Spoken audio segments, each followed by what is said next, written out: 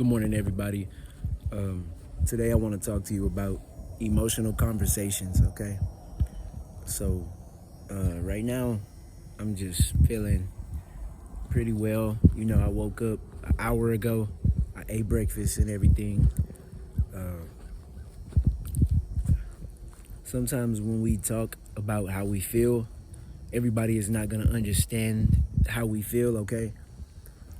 Everybody's not going to understand what you want when you have the conversation that needs to be had. Everybody's not gonna understand uh, how you feel when you present the topic to them. Okay, everybody's not gonna, and everybody doesn't have to. Okay, everybody doesn't. It's not everybody's job to understand how you feel and what you want. Okay, so just remember, like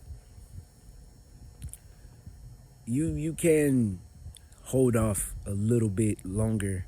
Okay, than just rather than blowing up, exploding, and everything.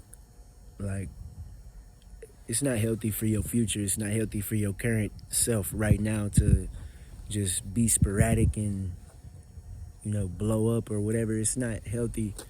And it definitely won't get your point across to be angry. It won't get your point across to be heard. You won't be able to be heard. You won't be able to be, they won't be able to feel you the same way when you just, you know, like sporadically express yourself.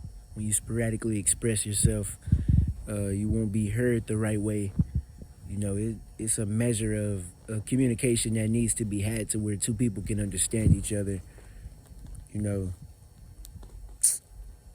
this is an emotional conversation for me because, like, even when you overhear people talking and everything, like, sometimes you don't completely understand what they're saying, and sometimes it's probably not even your business, but you might accidentally hear somebody's name you think you know, or maybe you might hear like something way worse than what is actually being said when you eavesdrop on conversations.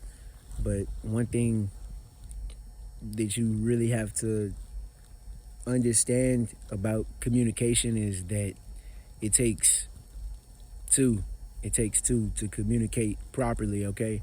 If you're communicating to someone else, you have to give signals and expressions to get your point across to that person, okay?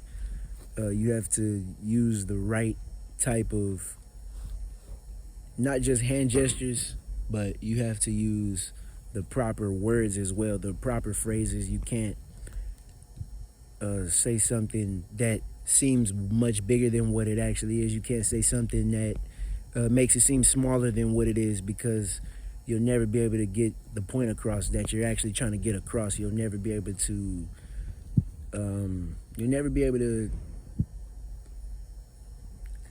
help that person find the meaning in what the main idea is about. You'll never help them, and it won't help you either. It won't help you to be able to establish better communication. It won't help you to evolve into an understanding of basically who you are and what you're trying to do. And man, like the more I think about it, like how quiet I've been lately, I've just realized like it's a lot of bad communication around me. It's a lot of loose communication around me, and I actively watch people misunderstand each other or misread each other and misread one another because of maybe how they feel in that moment. Maybe just because of how they feel, or maybe, oh, they don't agree with what that person said. But it's not always about just agreeing. It's about understanding, maybe where that person is coming from. It's not always about really agreeing all the time. We don't have to agree with everything. We don't have to agree. What we sometimes want is to be maybe understood and validated in a conversation, but it's not even all about validation. It's just coming to an understanding, at the end of the day. But I'm really talking to you guys about this is because things can get mixed around easily if you don't properly communicate yourself, if you don't actually actively say what you mean and mean what you say. You have to say what you mean and mean what you say, okay? You don't want to just throw things out there because of how you feel. You don't want to just stand your ground in places where you don't need to stand your ground either, because that can get you in a lot of trouble. You don't want to do things like that, okay? That's just from my experience. I'm not telling you something that I don't already know or that I haven't experienced myself. So it's just like, make sure you if you are protecting somebody, that you have evidence also, and it can't just be you and that person. It has to also be everything in between, like evidence. Like I just said, you gotta bring everything that you have to prove your case, and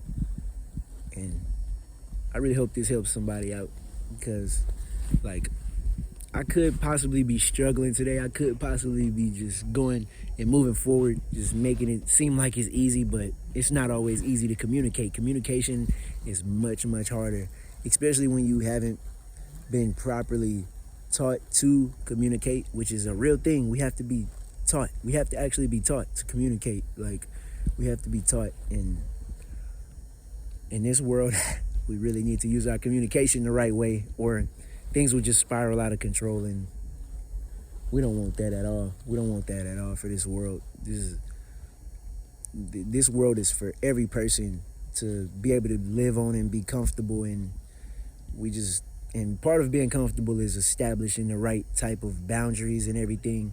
So your communication is pretty much everything in this life. Even if you're communicating with silence, some people can understand your silence. Some people can understand it. So just be about pretty much good communication, okay? If somebody asks you how you feel, I'm not feeling too good, maybe I am feeling good, maybe I'm feeling bad, you can express that if you feel like it, especially if it's somebody that cares about you. Someone who cares about you, and somebody who is always there for you. When they ask how you feel, you just tell them how you feel, because it matters to them. They wouldn't ask you how you feel if it didn't matter to them. So just don't brush it off, and don't brush it off. You don't want to just push everybody away